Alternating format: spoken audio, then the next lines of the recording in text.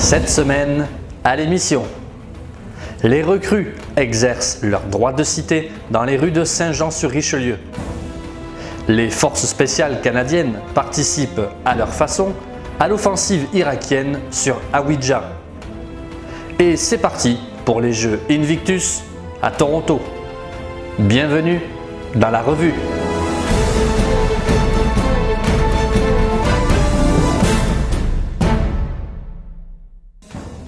Sous un soleil qui commençait à taper fort pour un dimanche de fin septembre, des centaines de recrues de l'école de leadership et de recrues des forces canadiennes ont défilé dans les rues de Saint-Jean-sur-Richelieu pour exercer leur droit de cité accordé par la ville. Partis du parc juxtaposant le collège militaire, les recrues ont marché dans les rues jusqu'à atteindre l'hôtel de ville. Là, c'est le lieutenant-colonel Gaétan Bédard, commandant de l'école, qui s'est rendu sur le parvis de l'hôtel de ville pour frapper à la porte et demander au maire le droit de cité. Après une rapide inspection des troupes, toutes entre la 7e et la 10e semaine d'instruction, le maire et le commandant ont pris la parole avant de laisser la parade repartir en direction du collège, non sans avoir bien réussi leur matinée, et ce, sans aucune pratique. L'exercice Worthington Challenge 2017 a commencé à la base de soutien de la 5e division du Canada, Gagetown. Cet événement annuel est la principale compétition de guerre embarquée de l'armée et permet à l'armée canadienne d'étaler ses compétences en tir de l'équipage, armes légères, conduite tactique, estimation de la distance et reconnaissance des véhicules et des aéronefs dans le cadre d'une compétition internationale. Les mots ont fusé aux Nations Unies. Pour son premier discours devant les leaders du monde entier, le président américain Donald Trump n'a pas hésité à menacer la Corée du Nord de destruction totale si son leader Rocketman ne cessait pas ses menaces. Ce à quoi Pyongyang a répondu par d'autres menaces et insultes, estimant que Donald Trump est un homme mentalement dérangé qui paiera cher pour ses menaces contre la Corée du Nord.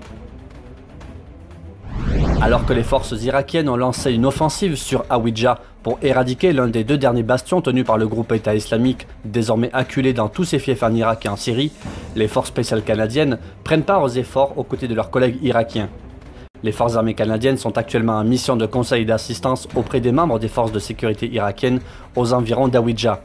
Le rôle des membres des forces spéciales sera notamment de renforcer physiquement la ligne de front par divers moyens, construire des postes d'observation et aider à identifier l'ennemi, aider également dans la mise en place des plans, des offensives et identifier les faiblesses des groupes qu'ils aideront. L'armée canadienne déploiera pour sa part une douzaine de militaires spécialisés pour aider dans la protection de la force opérationnelle spéciale. Et le Canada a envoyé également une petite équipe d'ingénieurs de l'armée canadienne pour observer la formation en matière de menaces d'explosion donnée aux forces de sécurité irakiennes. Porté disparu depuis le 26 août à Kingston, le capitaine Timothy Bowman a malheureusement été retrouvé sans vie. La police militaire avait lancé un avis de recherche dès le 29 août, disant qu'il n'était pas considéré comme dangereux pour les autres, mais pourrait l'être pour lui-même. Une enquête est en cours pour déterminer les circonstances de sa disparition et de son décès.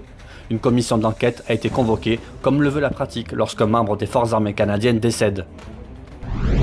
La journée a été longue, mais productive pour les élèves officiers du CMR Saint-Jean le vendredi 22.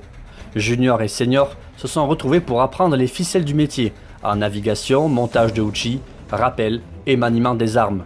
Tout cela en prévision de leur exercice d'automne Leadership Conquérant.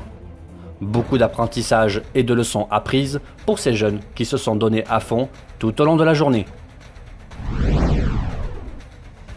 Et c'est un lancement pour la 3e édition des Jeux Invictus. C'est donc à Toronto que le gouverneur général, le premier ministre Trudeau, le prince Harry et Melania Trump ont donné le coup d'envoi de plusieurs jours d'intenses efforts de la part de militaires et vétérans blessés physiquement. 550 militaires et anciens combattants blessés de 17 pays vont donc s'affronter dans 12 disciplines. Pour le premier soir, c'est tout un spectacle éblouissant qui a eu lieu au Air Canada Centre. The Tenors, Sarah McLachlan et Alessia Cara ont joué pendant la cérémonie ponctuée de témoignages de militaires canadiens. C'est le groupe québécois La Bottine Souriante qui a mis fin à la cérémonie. Le prince Harry, s'adressant aux militaires et aux vétérans blessés, a déclaré « Vous prouvez au monde que rien n'est impossible ». Et voilà, merci d'avoir regardé cette revue de l'actualité de la semaine du lundi 18 au dimanche 24 septembre. Rendez-vous la semaine prochaine.